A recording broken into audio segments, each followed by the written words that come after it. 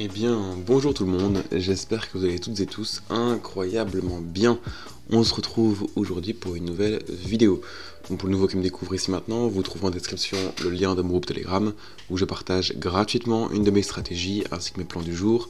C'est 100% gratuit, il n'y a pas d'affiliation, pas d'abonnement ni quoi que ce soit, c'est du pur partage. Bon voilà, je suis un petit peu enrhumé aujourd'hui, donc petite vidéo un petit peu plus détente, un petit peu plus cool. Donc installez-vous confortablement et on démarre la vidéo tout de suite. Comme vous le savez toutes et tous très bien, je suppose, la tendance est votre amie. Cette expression populaire résume la nature de la plupart des stratégies de trading. Mais la tendance, elle change continuellement. À un moment, elle grimpe et le moment suivant, elle peut chuter brusquement. Si vous êtes un trader de tendance, la fin d'une tendance pourrait devenir votre ennemi. Mais si vous tradez les inversions de tendance, la fin d'une tendance est quelque chose que vous anticipez pour entrer sur le marché.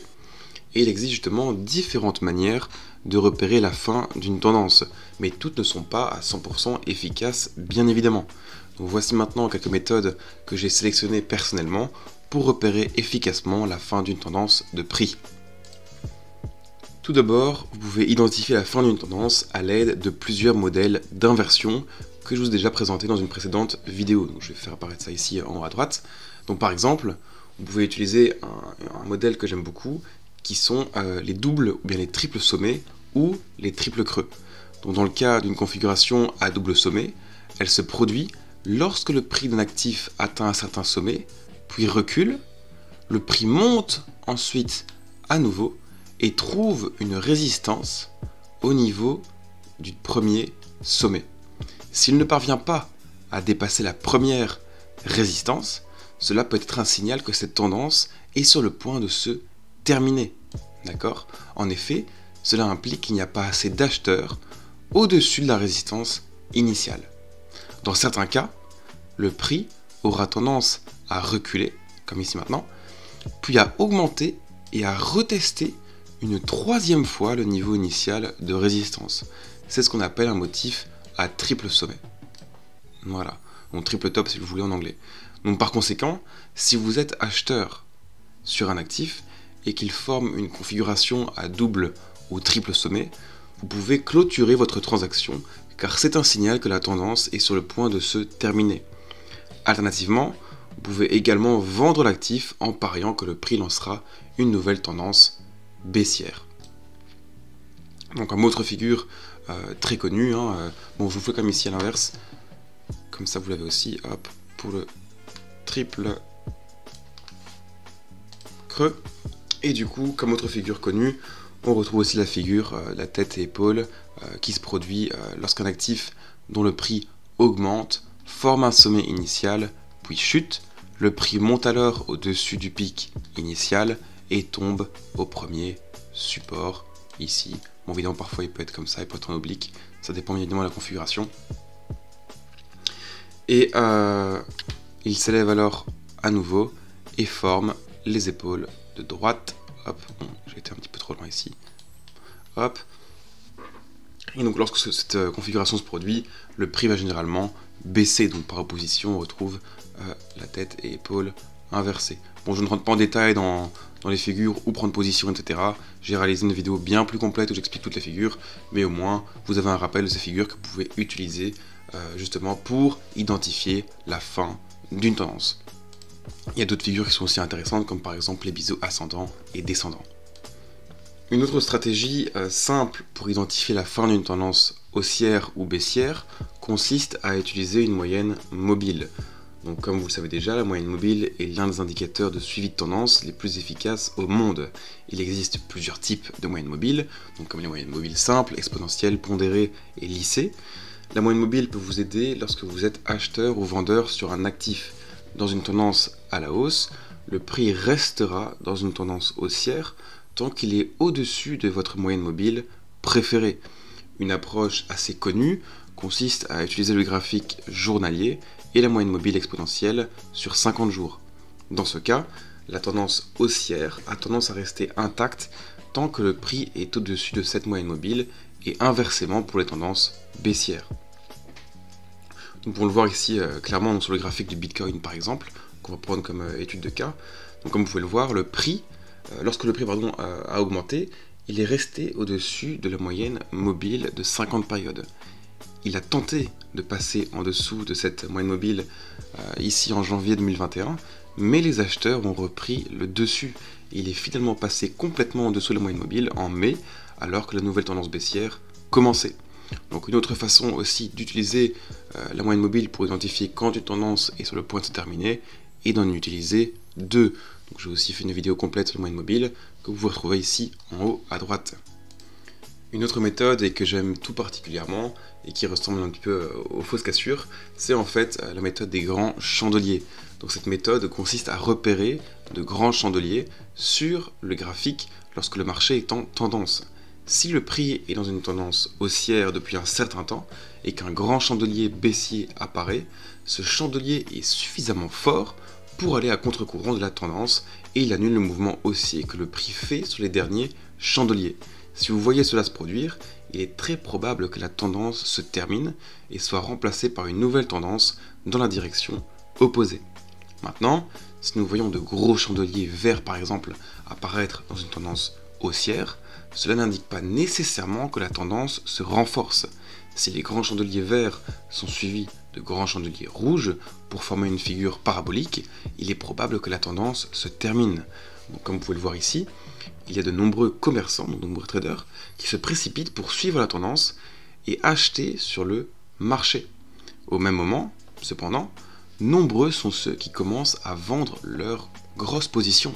Ainsi, quelques gros chandeliers rouges apparaissent dans la séquence suivante, effaçant instantanément le gros chandelier vert. Nous utilisons du coup l'inverse pour la fin de tendance baissière. Si de grands chandeliers verts, donc haussiers, apparaissent pendant une tendance baissière, cela peut signaler la fin de la tendance. Ou si de grands chandeliers rouges sont suivis de grands chandeliers verts, il y a une chance que la tendance baissière se termine. Cette méthode de chandelier, elle est assez simple, mais elle peut aussi être très subjective. Donc pour les traders qui ne maîtrisent pas tout à fait l'art de lire un graphique en chandelier, je vous recommande de combiner les chandeliers avec d'autres indicateurs ou concepts. Une autre méthode très connue aussi est donc tout simplement les cassures de la ligne de tendance. Donc c'est également un autre moyen très simple d'identifier la fin d'une tendance, à condition que vous sachiez tracer une ligne de tendance valide, c'est-à-dire une ligne droite qui relie au moins deux sommets lors d'une tendance baissière ou bien au moins deux creux lors d'une tendance haussière. Et lorsque le prix casse la ligne de tendance, deux possibilités peuvent se produire. Premièrement, la tendance en cours se termine et le prix évolue donc dans la direction opposée.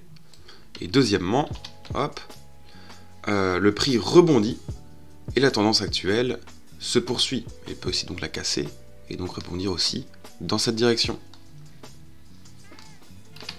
Si cette dernière configuration se produit, nous devrons redessiner notre ligne de tendance pour ne pas la rendre ininterrompue. Donc évidemment dans ce cas-ci, il faut que le prix aille chercher un nouveau higher high et qu'il reparte dans ce sens-là. Alors pourquoi justement retracer notre ligne de tendance? Tout simplement parce qu'une bonne ligne de tendance est une ligne de tendance qui n'est pas ininterrompue par le prix. Si une cassure se produit, ça ne devrait être que pour la fin d'une tendance. Mais comme on voit que celle-ci, elle finit par se poursuivre, eh bien on retrace notre ligne de tendance. Alors je vais vous montrer ici maintenant les techniques très simples pour identifier la fin d'une tendance haussière en utilisant une ligne de tendance, donc comme ici maintenant. Hop. Donc premièrement, il faut donc tout simplement que le prix passe en dessous de cette ligne de tendance, voilà, comme ceci. Hop. Alors une autre façon justement d'identifier la fin d'une tendance haussière est tout simplement en fait dans le cas où on a justement une tendance haussière qui est un peu plus chaotique et qui n'est pas parfaitement respectée, on ne peut pas tracer vraiment une belle droite de tendance qui relie vraiment tous les sommets. D'accord? Et c'est une façon justement que je préfère aussi identifier les cassures de tendance. C'est du coup, on va attendre qu'un nouveau lower high soit formé. Donc ici on a un higher high, d'accord, on en a ici, hop, voilà. Et on va attendre en fait ici qu'un lower high dans ce cas-ci soit formé, donc c'est-à-dire un sommet ici qui soit donc lower, plus bas que le sommet précédent. Et en fait, le fait d'avoir justement ici un sommet qui soit plus bas que le sommet précédent montre potentiel en fait fin de la tendance haussière. Après évidemment il faut voir comment le prix évolue, mais on pourrait du coup avoir ceci qui se forme. Et du coup au lieu d'avoir votre cassure de tendance qui soit identifiée ici, vous pouvez identifier bien plus tôt dans cette zone par exemple. Donc c'est aussi une autre façon d'identifier les cassures de tendance. Quant à la tendance baissière, donc voilà la première méthode qu'on a vue avant, inversement, on attendra juste tout simplement une cassure ici de la ligne de tendance, avec éventuellement le pullback ou pas, c'est en fonction de votre stratégie. Mais là l'objectif évidemment d'identifier la fin d'une tendance, donc dans le cas où cette ligne de tendance est cassée et brisée, vous pouvez donc comme on a vu en début de vidéo, clôturer votre position.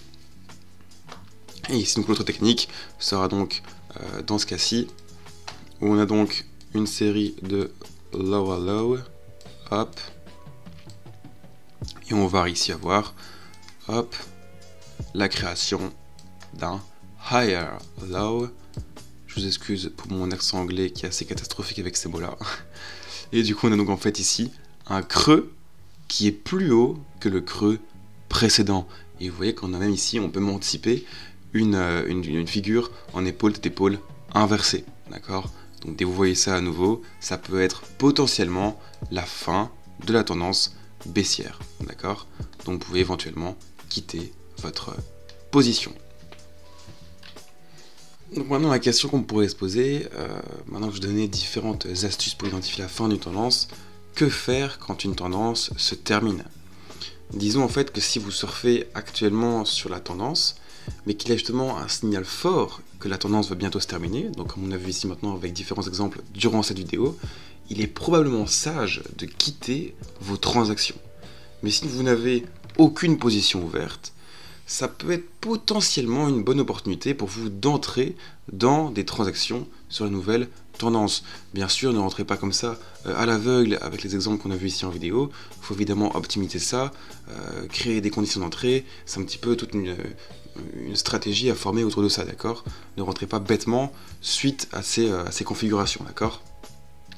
Ces différents patterns s'appliquent plus aux personnes qui vont du coup trader des tendances et qui vont donc essayer de chercher le maximum de profit via du coup leur position. Donc dans l'ensemble, il existe aussi divers indicateurs qui peuvent aussi nous aider à identifier quand une tendance se termine. Donc je ne vais pas tout montrer ici en vidéo. Donc, on peut utiliser aussi par exemple les oscillateurs, le parabolique SAR, le MACD, les bandes de Bollinger, etc., etc. Analyser et prédire la fin d'une tendance nous aide à minimiser nos pertes ou à maximiser nos gains si nous avons des transactions ouvertes. Ou si nous n'avons pas de trade ouvert, comme je l'ai expliqué, mais là évidemment soyez très prudents, il y a du travail à faire, nous pouvons essayer de détecter la tendance dès le début afin de pouvoir tirer le plus possible de profit de la nouvelle tendance. Donc voilà, j'espère que cette vidéo vous aura aidé. S'il vous a plu, n'hésitez pas à mettre un like, un commentaire, à vous abonner, ça me ferait extrêmement plaisir. Donc voilà, merci à vous, à bientôt, bon trade, et je vous souhaite à toutes et tous une bonne semaine. Top is so much better than the bottom.